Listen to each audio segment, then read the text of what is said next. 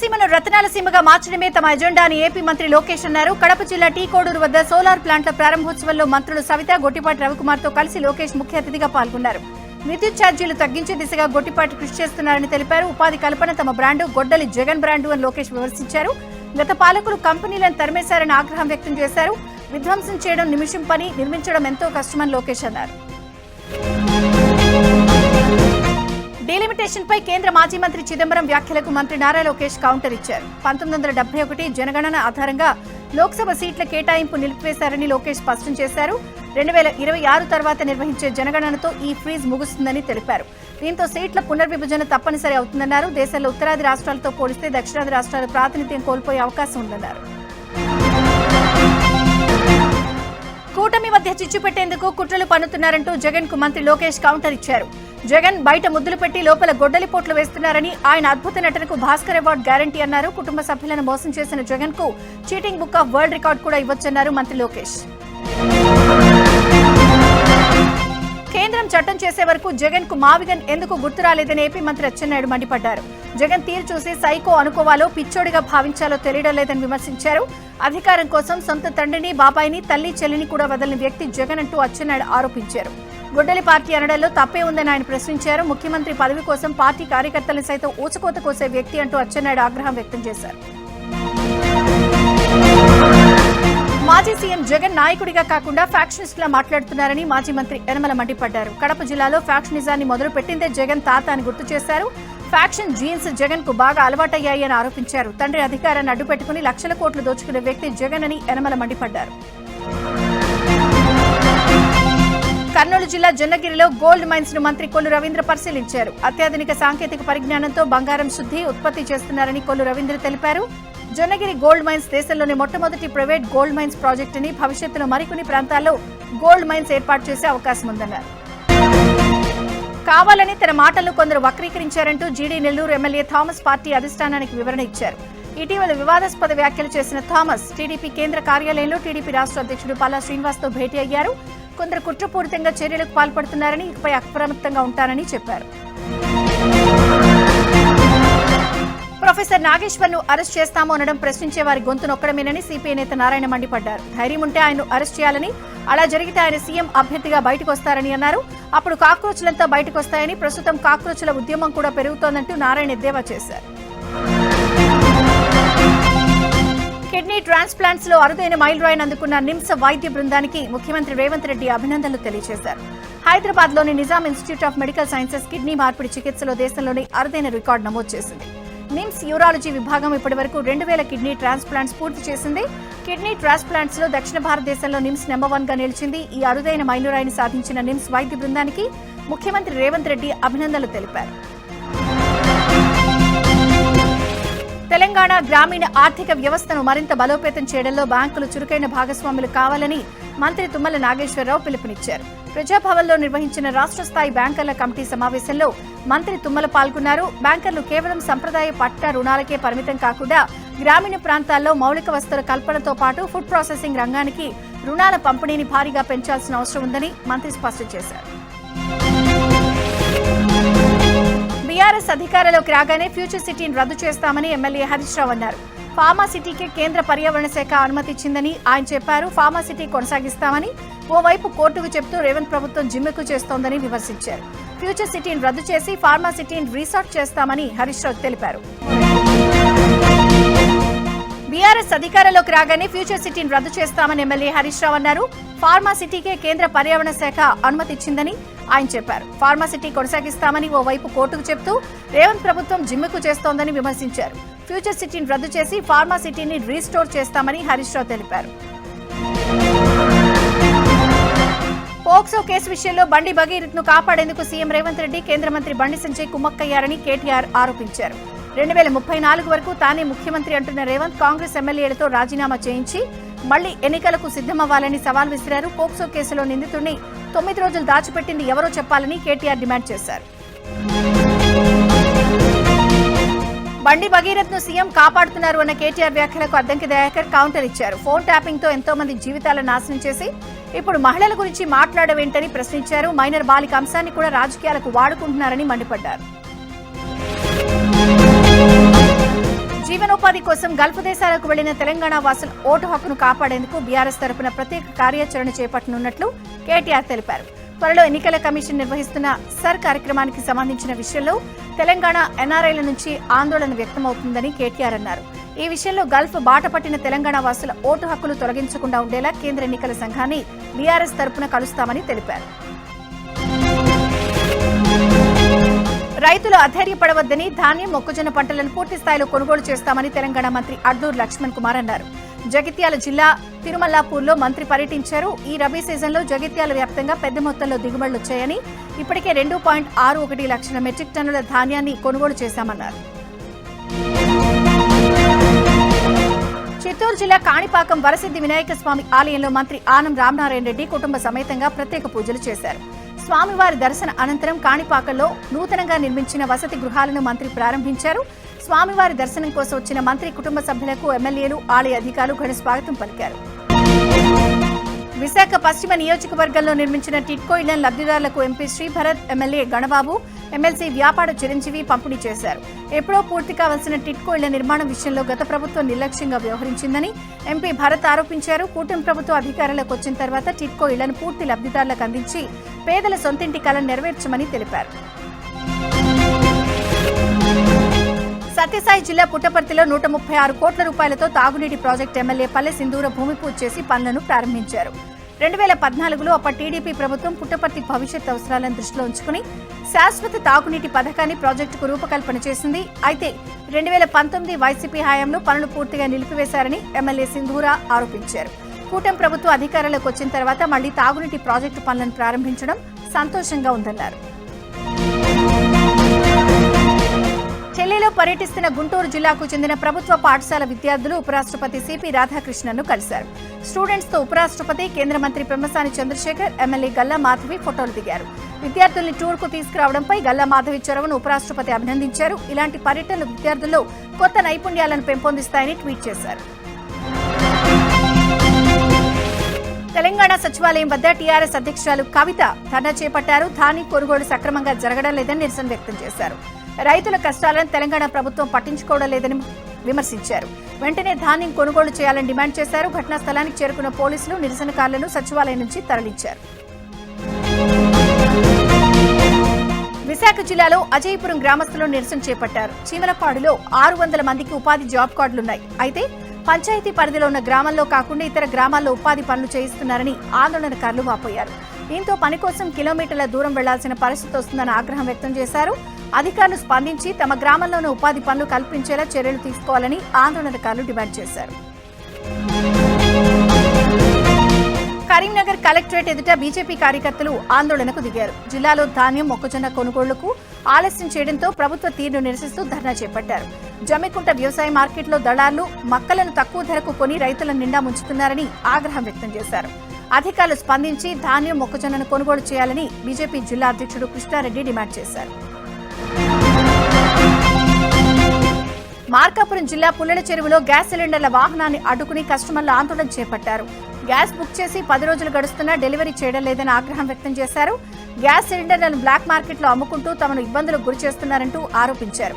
తమ ఇళ్ల వద్దకు గ్యాస్ సిలిండర్లు అందించే వరకు వాహనాన్ని కదలనివ్వమని కస్టమర్లు ఆగ్రహం వ్యక్తం చేశారు.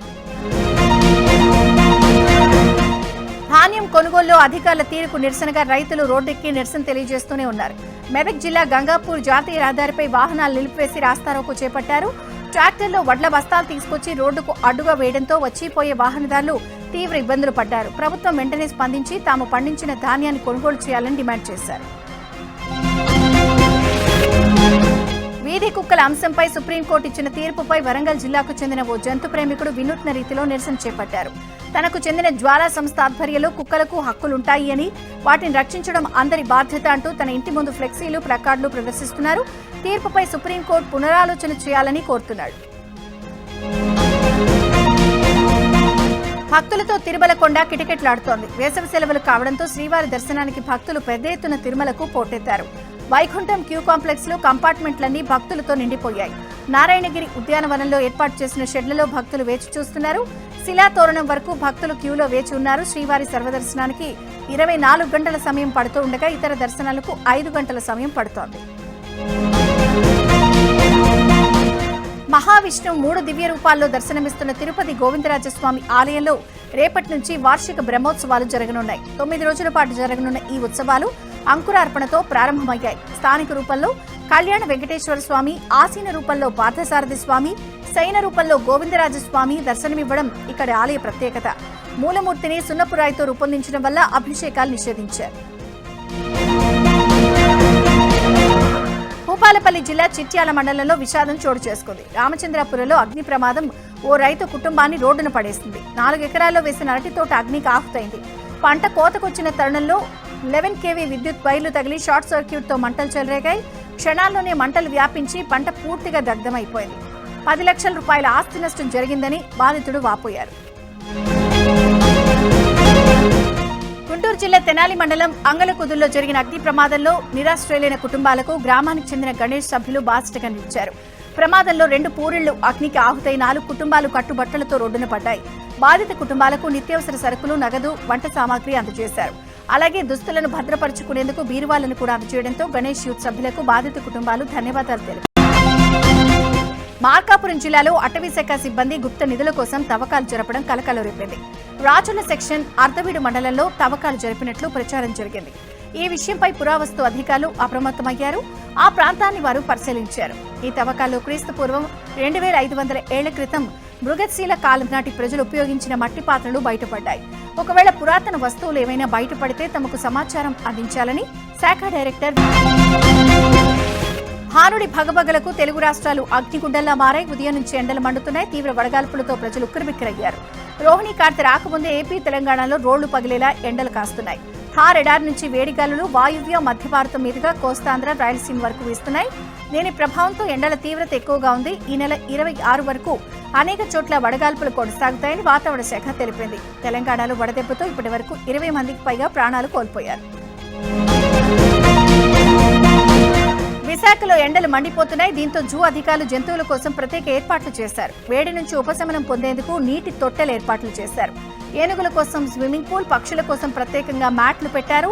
అధిక ఉష్ణోగ్రతను తట్టుకునే విధంగా మెనూలో మార్పులు చేశారు. మేడ్చల్ రంగారెడ్డి డిప్యూటీ కలెక్టర్ ఇళ్లలో ఏసీబీ సోదాలు కొనసాగుతున్నాయి. డిప్యూటీ కలెక్టర్ వంశీమోహన్ కు సంబంధించిన 8 ఇళ్లలో తనిఖీలు చేస్తున్నారు.